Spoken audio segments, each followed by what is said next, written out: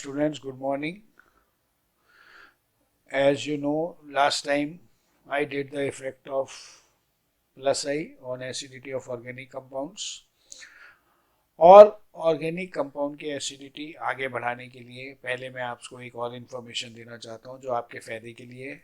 आपको बहुत उससे फ़ायदा होगा। मेरे टेलीग्राम ग्रुप को ज्वाइन करिए आपको अपडेशंस जो भी हमारी नेक्स्ट क्लास में होगा I will try my day-to-day basis, or I will do it topic wise. When a topic is completed, I'll put next topic. When a topic is completed, I'll put next topic. So I will do according to that. So if you wish to have any topic earlier also, you can also inform. We can go according to that, depending upon the number of students asking for that particular topic. I wish I should start now further. So last time हमने आपको ये बताया था कि acidity क्या होती है। हर compound जो एक एसिड होता है उसके अंदर से H प्लस निकलता है। H प्लस निकलता है पानी की प्रेजेंस में, क्योंकि पानी उस H प्लस को एक्सेप्ट कर लेता है। और H3O प्लस का नाम होता है हाइड्रोनियम आयन। अगर हम कोई बात करते हैं ना बेटा, अगर हम कोई बात करते हैं कि डोनर, तो डोनर तो तभी हो सकता है ना जब कोई एक्सेप्टर हो। तो वाटर इज एक्सेप्टर, क्योंकि वाटर पे लोन पेयर है, तो वाटर एक्सेप्ट करके हाइड्रोनियम आयन बना लेता है। अब हमारे पास यहाँ अगर हम अल्कोहल लेते हैं तो ऑक्सीजन पे इलेक्ट्रोनेगेटिविटी ज़्यादा है, आपको पता है। इलेक्ट्रोनेगेटिव 4 इलेक्ट्रोनेगेटिव एटम याद रख लीजिए पीरियोडिक टेबल की। 4 electronegative atoms, 4 most electronegative atoms of periodic table. Fluorine greater than oxygen, greater than chlorine, greater than nitrogen. Polling scale पे इसकी इलेक्ट्रोनेगेटिविटी, इसकी इलेक्ट्रोनेगेटिविटी और इसकी इलेक्ट्रोनेगेटिविटी की वैल्यू ये है 4, 3.5, 3.1, 3.1,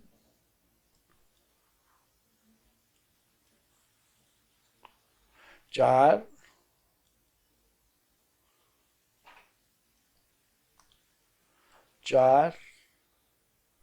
3.5, 3.2, 2.99 होती है वैसे, पर लिखते हैं हम 3 है। ये 4 मोस्ट इलेक्ट्रोनेगेटिव एटम है। पॉलिंग, लाइनस पॉलिंग एक साइंटिस्ट हुए उनके स्केल पे। अब हमारे पास CH3OH है। ये H प्लस देगा क्योंकि ये शेयर्ड पेयर को अपनी तरफ खींच लेगा, तो यहाँ क्या आ जाएगा H प्लस। अगर हमारे पास CH3, CH2, C double bond OH है, यहाँ भी OH बॉन्ड है बेटा, यहाँ भी OH बॉन्ड है, तो क्या हो जाएगा? It will also give H plus.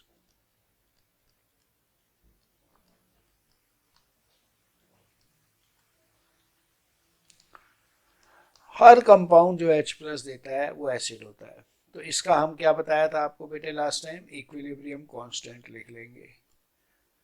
We will write the equilibrium constant for this particular acid, product upon reactant.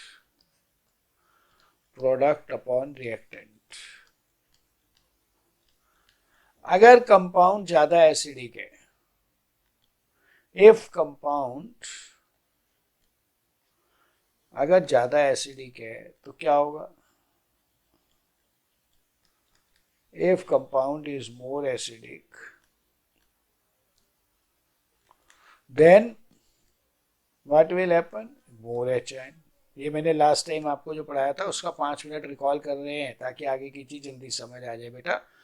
More H plus, more numerator, more value of K। ये पिछली क्लास का एक recall करके जब नेक्स्ट आगे का पढ़ेंगे तो आपको बहुत अच्छा समझ आएगा। बेटे एक बात और सुनिए, आप वीडियो को पूरा देखिए। आपने एसिडिटी शुरू करी, और 5 मिनट के बाद वीडियो बंद कर दिया, तो एसिड कहाँ पढ़ा आपने? वो तो एसिड के स्पेलिंग पढ़े आपने। आपको एसिड के स्पेलिंग नहीं, एसिडिटी पढ़नी है, उनके ट्रेंड्स पढ़ने हैं, तो आपको पूरा वीडियो तो बेटा गो थ्रू करना ही पड़ेगा, नहीं तो उसके बिना कैसे काम चले? आपको क्या पता आगे क्या हो रहा है? फिर अगली क्लास में पिछले बेस पे होगा तो आप कैसे करेंगे बेटा? और मेरे टेलीग्राम ग्रुप में आप ज्वाइन करके देखते रहिए, टॉपिक के बाद नया टॉपिक क्या होगा। जितने ज़्यादा एच आयन होंगे बेटे, ये देखिए, उतना ज़्यादा न्यूमरेटर होगा, क्योंकि प्रोडक्ट में H प्लस है, उतना ज़्यादा के वैल्यू। और आपको एक नई चीज़ बताई थी, उतना ज़्यादा क्या होगा? लेस की पी के। ये हमारा पिछला रिकॉल हुआ। अब आज हम पढ़ने जा रहे हैं lesser is P K. Why carboxylic acids are stronger acid than alcohols. फिर हम फिनॉल बीच में लाएंगे नेक्स्ट क्लास में। आज हम एसिडिटी को ला रहे हैं कार्बोक्सिलिक एसिड के कंटेक्स्ट में।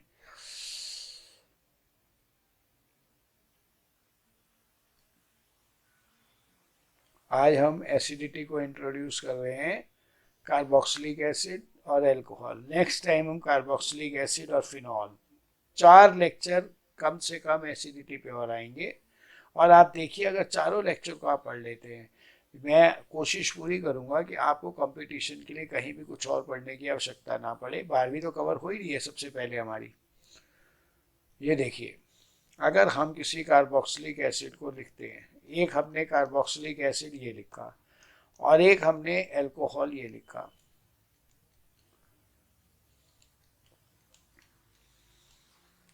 अगर ये H प्लस देता है तो जो स्पीशीज आ रही है उसमें कितनी खासियत है अभी आप देखिए ध्यान से। उसमें कितने ऐसे खास पॉइंट हैं जो इसमें नहीं है, जो इसमें नहीं है।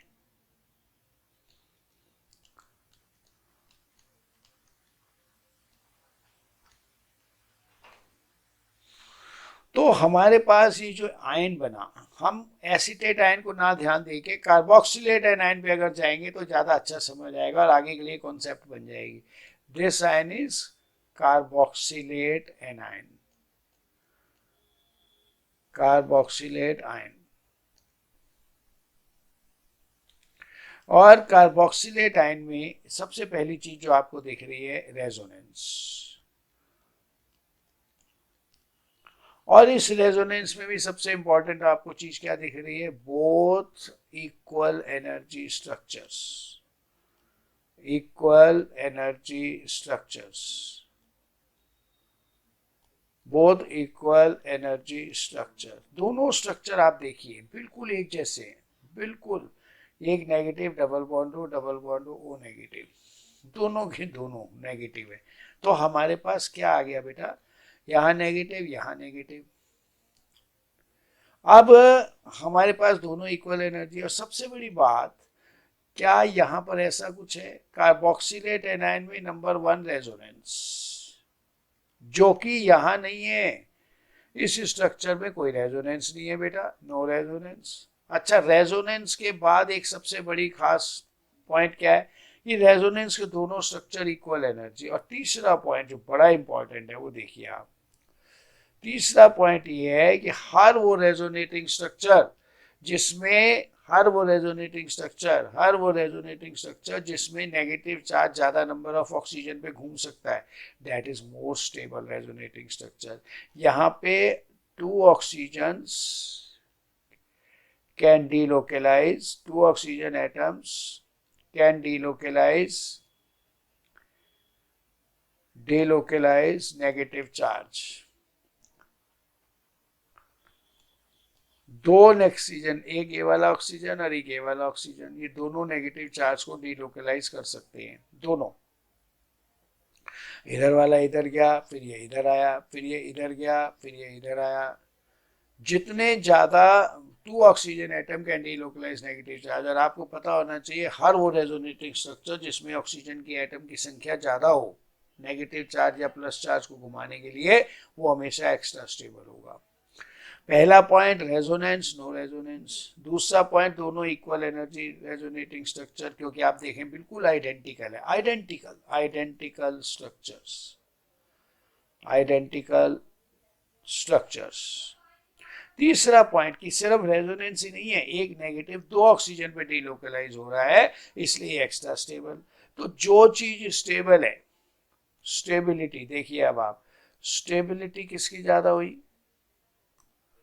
स्टेबिलिटी, अब आपको 3 पॉइंट मिल गए। फिर दोबारा एक बार समझिए बेटा, यहाँ नेगेटिव चार्ज, यहाँ नेगेटिव चार्ज है, यहाँ भी नेगेटिव, यहाँ नो रेजोनेंस, यहाँ रेजोनेंस, यहाँ पर रेजोनेंस में दोनों स्ट्रक्चर इक्वल एनर्जी और दो ऑक्सीजन पे नेगेटिव चार्ज घूम रहा है, तो stability of R C O minus is much greater than R O minus.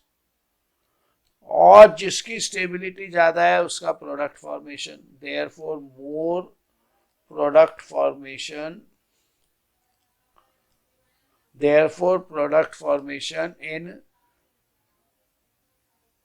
1 and 2 in 1 is greater than 2, therefore acidity भी ज्यादा हो गई, के भी ज्यादा हो गया, acidity of carboxylic acid is greater than alcohol, K value of carboxylic acid is greater than,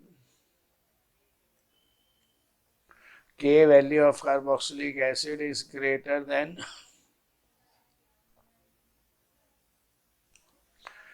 K value of carboxylic acid is greater than K value of alcohol।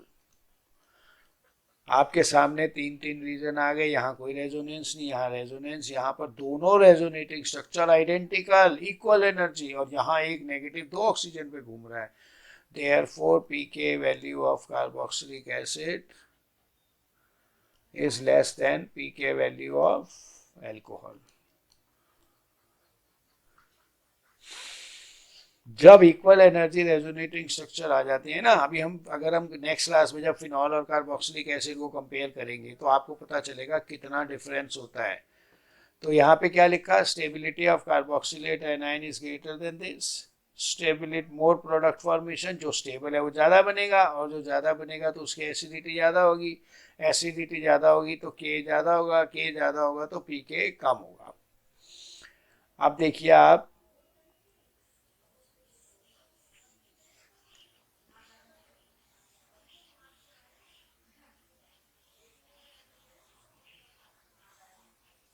अब आगे देखिए आप,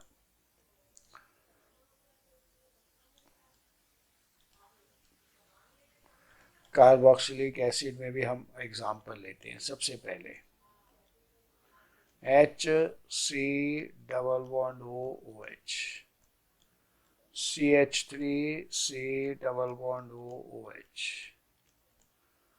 CH3 CH2 C double bond O H. तो हमारे पास यहाँ पर कोई plus I effect नहीं है, नो प्लस आई इफेक्ट। जिस कार्बन पे कार्बोक्सिलिक है उसके साथ एक sp3 carbon, 1 plus I effect. यहाँ पर 1 2 3 कार्बन तक तो प्लस आई इफेक्ट चलता है बेटा, ऑपरेटिव होता है, तभी तो नाम इंड्यूस्ड है, इंड्यूस्ड। यहाँ पर ये इलेक्ट्रॉन देगा, ये प्लस ये माइनस, इधर से ये इलेक्ट्रॉन देगा, ये प्लस ये माइनस, इधर से इलेक्ट्रॉन देगा, तो क्या होगा, इसके ऊपर नेगेटिव चार्ज की डेंसिटी बढ़ जाएगी। As the plus I effect increases, जैसे जैसे प्लस आई इफेक्ट बढ़ता जाएगा, इधर एक प्लस आई इधर दो प्लस आई, तो ऑक्सीजन पे नेगेटिव चार्ज की डेंसिटी बढ़ती जाएगी, ऑक्सीजन पे नेगेटिव चार्ज की डेंसिटी बढ़ती जाएगी। Negative charge on oxygen atom increases, therefore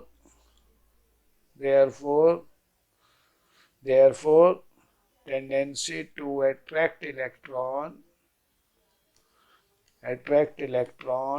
from hydrogen decreases,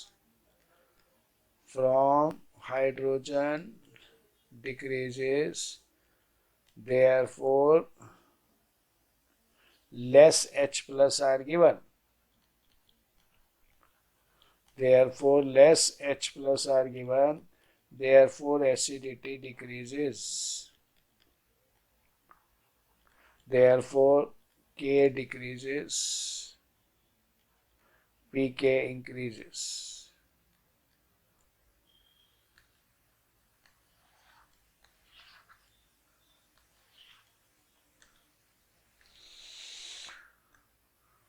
दोबारा देखिए एक बार, नो प्लस आई, 1 प्लस आई, 2 प्लस, तो इन तीनों में एसिडिटी का क्या ऑर्डर आएगा? एसिडिटी का ऑर्डर आएगा 1, 2, 3.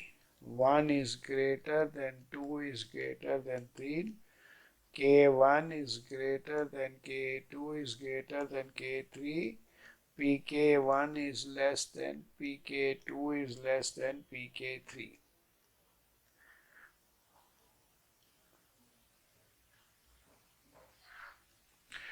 मोर एचाइन होंगे कब होंगे? When more acidity, when more acidity. और जब एचाइन ज्यादा होंगे, मोर एसिडिटी, एचाइन ज्यादा होंगे तो क्या होगा?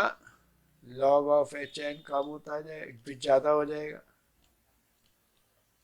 तो माइनस लॉग ऑफ एचाइन कम हो जाएगा। और जब माइनस लॉग ऑफ एचाइन कम हो जाएगा तो पीएच कम हो जाएगी। यानी कि पीएच किसकी ज्यादा होगी?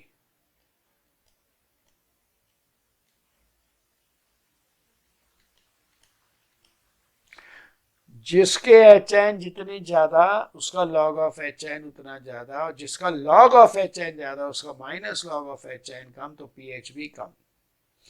तो इसकी पीएच सबसे कम, इसकी पीएच सबसे ज्यादा, इसकी एसिडिटी सबसे ज्यादा, इसकी एसिडिटी उससे कम, इसकी उससे कम। रीजन आपके सामने लिखा हुआ है, ध्यान से इसको 2 बार 3 बार गो थ्रू करिए, आपकी सारी प्रॉब्लम का कॉन्सेप्ट जो है वो क्लियर हो जाएगा। सारी कंसेप्ट की जो प्रॉब्लम है सारी, वो सब क्लियर हो जाएगा आपको। अब इसके बाद हमने क्या करा बेटे?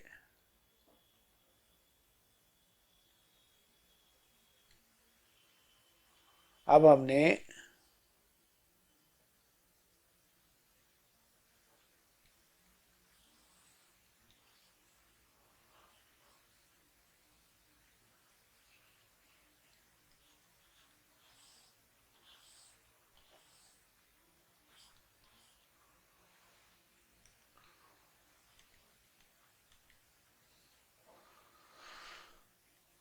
एक क्वेश्चन और लिया, जैसे हमने लिखा CH3 C double bond OH।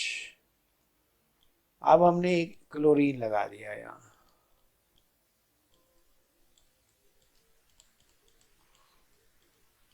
अभी हम आपको समझाएंगे, फिर उस टर्म को जनरलाइज करेंगे। पहले मैं नाम इसलिए नहीं लिख रहा कि एक बार माइंड में कंसेप्ट क्लियर हो जाए तो फिर नई चीज पढ़ने में मजा आता है। Concept clarity is more important than learning, because concept से तो आप आगे के 50 क्वेश्चन भी कर लेंगे, और लर्निंग सिर्फ लर्निंग करने से उस क्वेश्चन का आंसर आ जाएगा, बाकियों का नहीं आएगा। अब हमारा यहाँ पर एक प्लस आई इफेक्ट है, 1 प्लस आई इफेक्ट,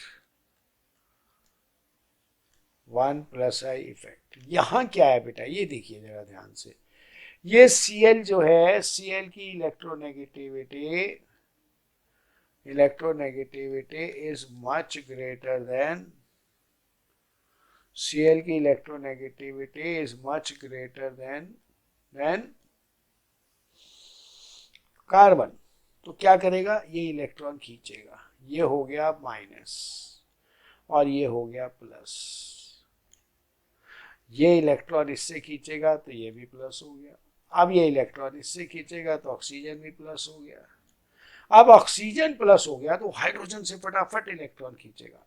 अगर ऑक्सीजन प्लस हो गया तो वो हाइड्रोजन से फटाफट फटाफट फटाफट इलेक्ट्रॉन खींचेगा और यहाँ से H प्लस निकल जाएगा।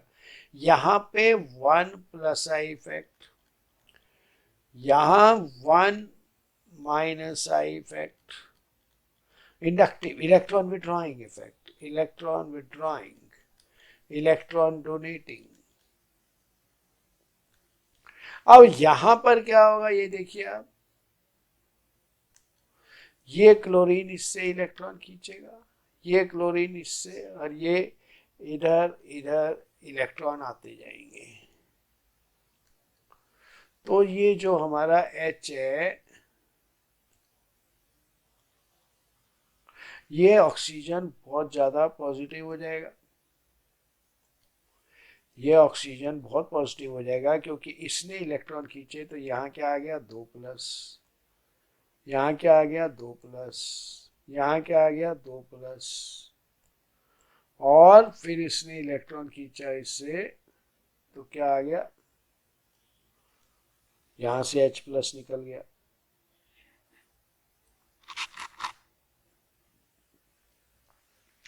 तो हमारे पास इस ऑक्सीजन पे इलेक्ट्रॉन की चार्ज डेंसिटी बहुत कम हो गई। तो इसके पास एक ही सोर्स है इलेक्ट्रॉन खींचने का, H से खींचो।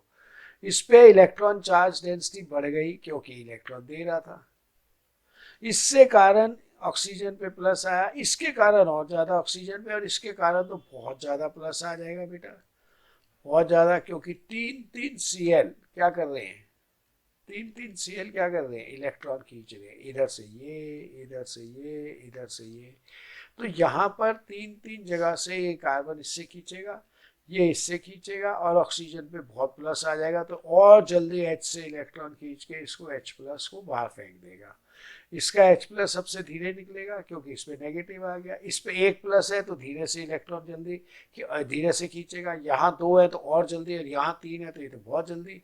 और इसलिए as the negative I effect, negative I effect को बार बार अपने कॉन्सेप्ट क्लियर करने के लिए बार बार ब्रैकेट में लिखा करिए, as the electron withdrawing effect, electron withdrawing effect increases with carbon attached to COOH, attached to COOH group, acidity increases, acidity increases, क्योंकि जैसे जैसे इलेक्ट्रॉन विड्रॉइंग ग्रुप बढ़ते जाएंगे, carbon attach to carboxylic acid, acidity क्यों बढ़ेगी, क्योंकि oxygen becomes,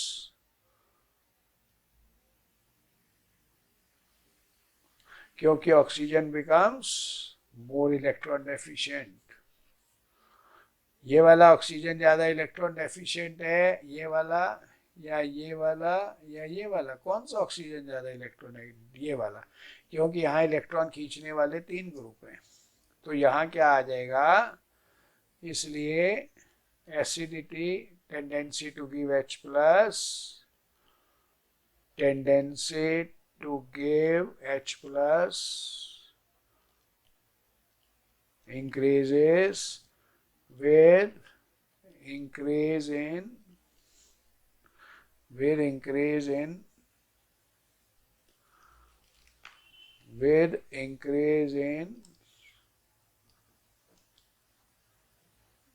-I group. एक बार दोबारा देख लीजिए, जितना -I बढ़, 1 -I, 2 chlorine -I, 3 chlorine -I, तो इस पे प्लस ज्यादा हो गया, ऑक्सीजन ज्यादा इलेक्ट्रॉन शॉर्ट हो गया, तो हाइड्रोजन से फटाफट इलेक्ट्रॉन खींचेगा। तो tendency, what is acidity, tendency to give H increases with the increase in -I group.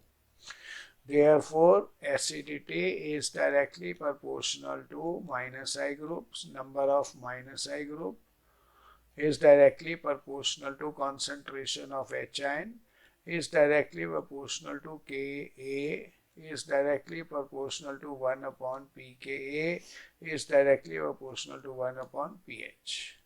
Acidity बढ़ने का मतलब, एसिडिटी बढ़ी H ion बढ़े, एसिडिटी बढ़ी H ion बढ़े, और जब H ion बढ़ेंगे तो क्या होगा, log of H ion। एक बार दोबारा देखिए बेटा, acidity increases,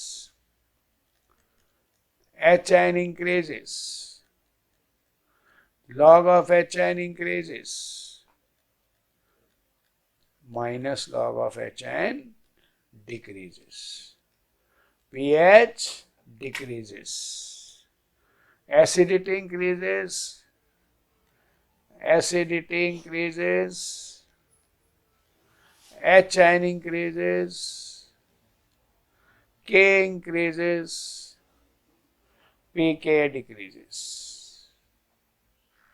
So we will start from this topic in our next lecture, and I am telling you 8 lectures of acidity and basicity of organic compound will make you sufficient for all type of exams, including 11th, 12th competition. We will take so many examples.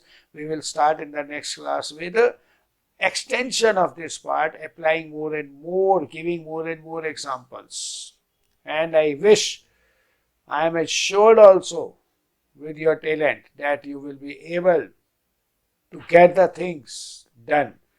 Minus I के group के बढ़ने से क्या होगा, plus आई. अभी तो हमने aromatic part नहीं लिया बेटा, अभी हम एरोमेटिक पार्ट को बीच में लाएंगे और फिर हम दोनों को मिक्स करेंगे. 8 lectures of acidity will make your concept for every type of exam 100% clear. It is my assurance with you, but please watch the complete video, because incomplete video, incomplete knowledge, incomplete presentation, incomplete results.